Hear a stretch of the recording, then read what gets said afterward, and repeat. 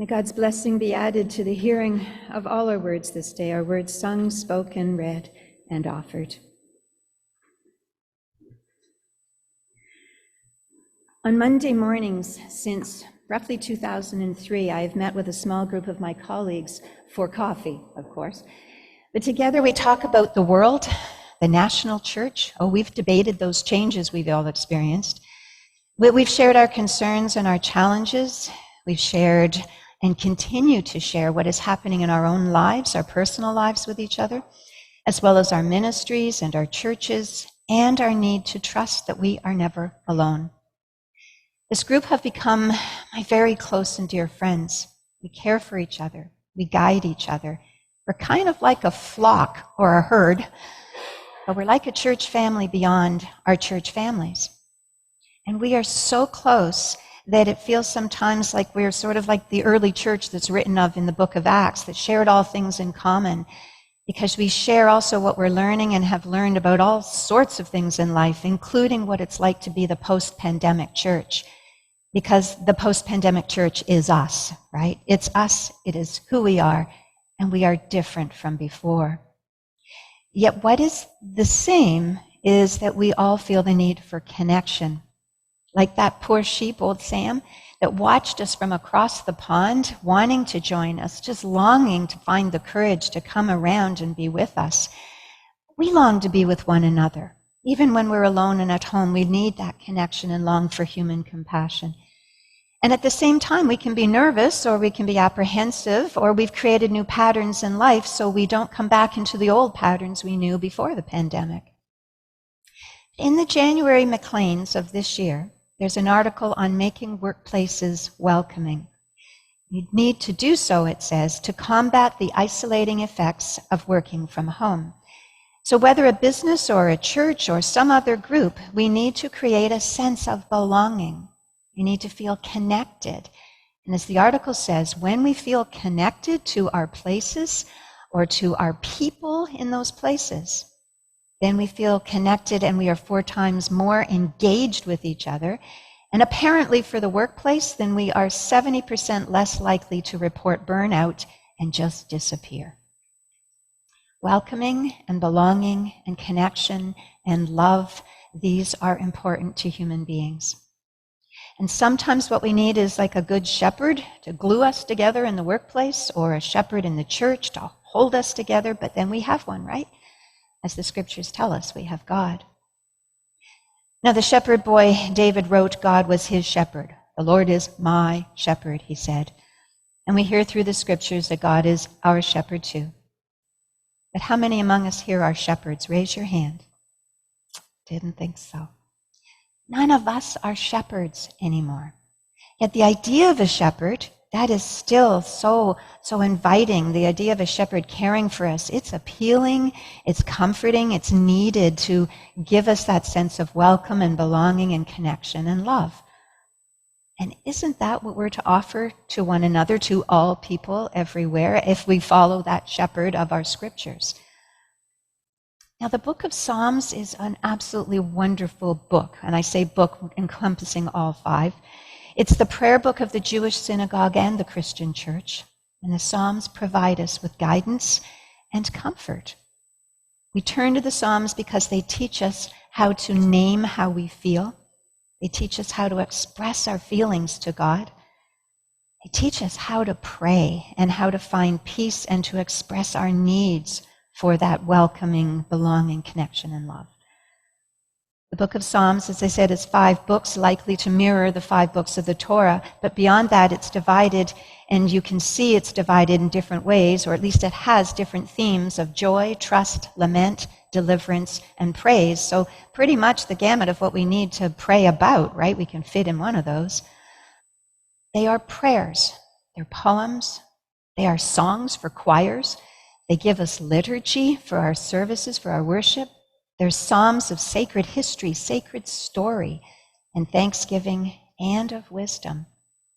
And some people have said that the living spirit of our faith shines through most clearly in our psalms as we offer to God our troubles and our fears and our worries, our hopes and our dreams, and our reasons for confidence, trust, and faith too. The Psalms give us that place to go to learn what to say and how to pray when we're faced with feeling lost or alone or tired or just empty. The Psalms give us hope, and they remind us that God is with us always, like a shepherd, they say. If you think back to your childhood, do you remember in school getting that little red Bible, that little tiny one that was the New Testament and the Psalms, right? How many still have one? Yeah, I knew it. Still got it? Yep. Well, at the time, we lived in what was called Christendom, and if we looked to the post-World War II years, the 1940s, 1950s, and into the 60s, the churches were full, and Sunday schools were full to overflowing. We all know that, right? And the kids were taught, we were the kids, were taught Bible stories, and we were taught to memorize verses and to memorize some psalms, because after all, we had the little red book. By the end of the 60s, many people had begun to leave the churches and leave Christianity too. And the reasons for that we can chat about another day.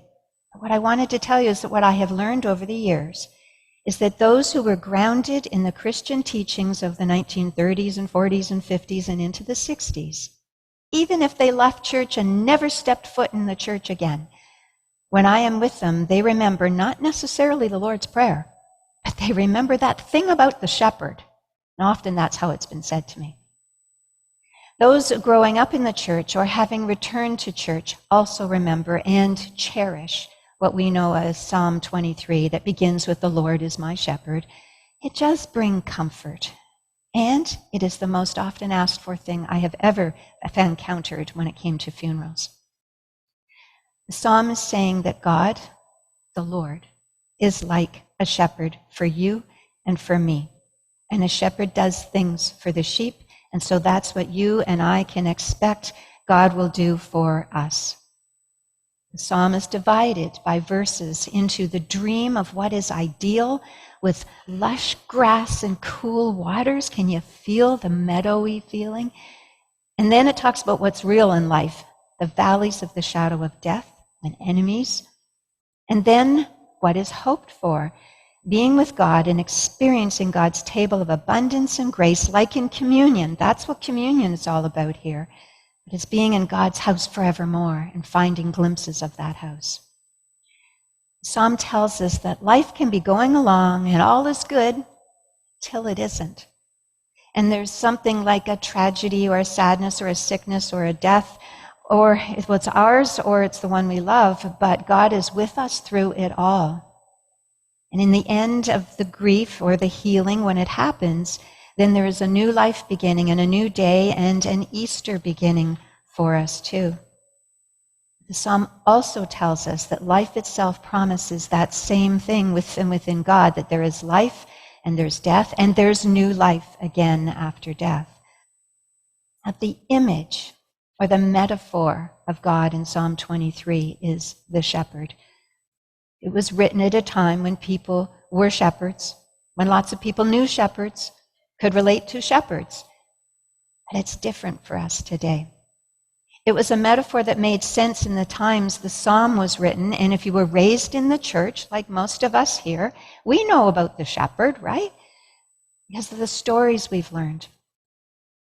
But we might want to ask, what metaphor works today for people? What metaphor for God works for the generations who have lived through the Cold War, nuclear fears, economies of abundance and recessions, technological advances, Vietnam, the World Wide Web, social media, the Berlin Wall coming down, climate change, 9/11, SARS, COVID, the Ukrainian-Russian war, and who were not raised in our churches, who don't relate to a shepherd necessarily? The choice and power of the metaphor that we hold for God speaks to how we understand God, what we believe about God, and how we feel ourselves close to God or not, depending upon the metaphor. So through the last few years, I asked folk in the churches and folk not in the churches, who or what is God to you? The Lord is your what? And I've heard many things. I've heard things from God isn't, period, or God is like a shepherd a father, a rock, a king, a potter, like a mother hen protecting her chicks. And all that's very scriptural. I've heard even more obscure metaphors such as God is close to us like clothing, or catches our attention like a flame, or feeds us like a loaf of bread and quenches us like the fruit of the vine, or simply a good wine, or is like an offered tall glass of cold water, ice cold water on a scorching hot day. But I have never heard God is a guy with a long white beard sitting on a cloud in the sky. I have not heard that except from those who don't believe in God, and they try to tell me what they don't believe in. And when I hear that metaphor or image, I just say, wow, I don't believe that either. That really stumps them. But what about today? What metaphors might we suggest to those who have no experience of the church or of the Bible, of the Psalms, of the idea of God like a shepherd at all, or any experience of shepherds or sheep? What about those among us for whom that shepherd image has moved on? It doesn't relate to us anymore because our understanding of God has shifted or something. So I've had people tell me God is like a really amazing, wise teacher, or God is like a caring nurse, or God is my counselor, my guide, or God is like a poet or a songwriter soothing our hearts. Or God is like a mother, a father. God is my crossing guard. God is like a celestial architect. Or God is a flowing spirit or a spiritual force. God is my farmer. God is a gardener, tending to us in the garden that we call the earth. God is my... How would you finish that sentence? How do you see God, and what do you see that reminds you about God when you're out in the world or out in nature? What do you believe about God and the peace and the calm and the welcome and belonging and connection and love that are offered with the image or the metaphor of God that you hold? Because the image we hold is the image that helps us relate to the God that we know in our hearts and our minds and our souls. Because how I experience and know God, that's mine alone. But I can say to you, well, for me, God is like, well, the Lord is I would say the Lord is nearer to me than the wind at my face or the air that I breathe, moving me, touching me, pushing me, gently guiding me. God is like all these things. And when I see a daisy, and I always look for daisies or anything that looks like a daisy, then I remind myself of God's presence and that God is, and that God can be found everywhere and anywhere. And then I'm reminded to pause and be still, just know God is, or the Lord is, the warmest embrace of welcome and belonging and connecting and love. And for me, I need to tell you all here at St. Andrew's, in this place and behind me and at home, for me, I feel God here because you have been an Easter people for me in my life. With your welcoming, your belonging, your connecting and loving embrace to me here that I have witnessed and that I have been invited into here, and that comes with and offers me new life here. As you've guided me, you've helped me to hear the music again. And when I look up at the balcony here, from this side all the way to the other, maybe you haven't noticed or maybe you do, but do you know there's daisies all the way around your sanctuary here, spreading from one side to the other?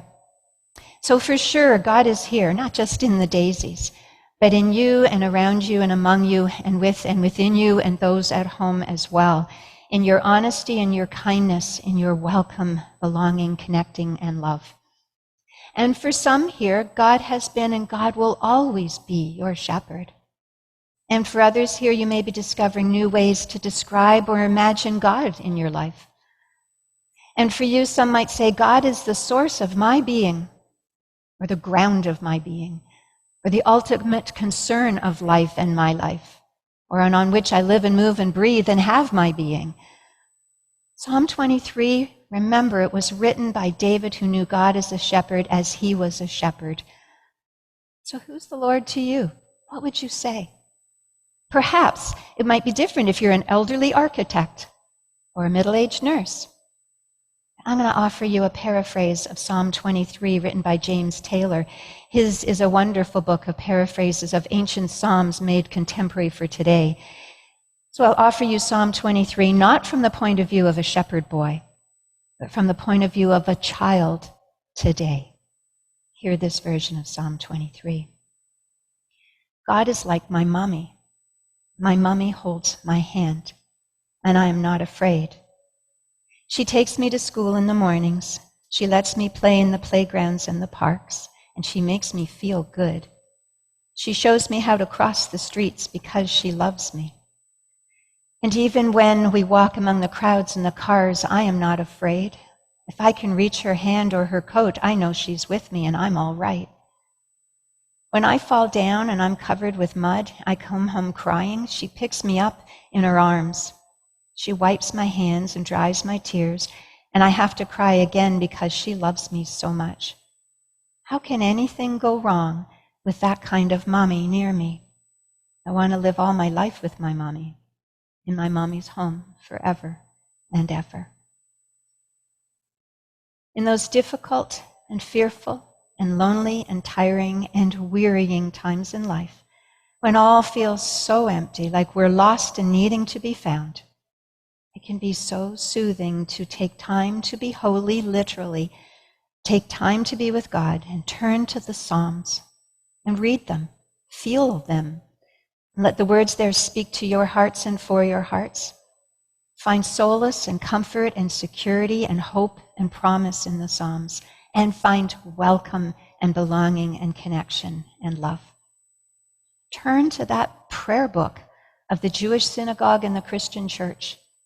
Let the words guide you to mystical union in prayer, that you might listen to and hear what God says.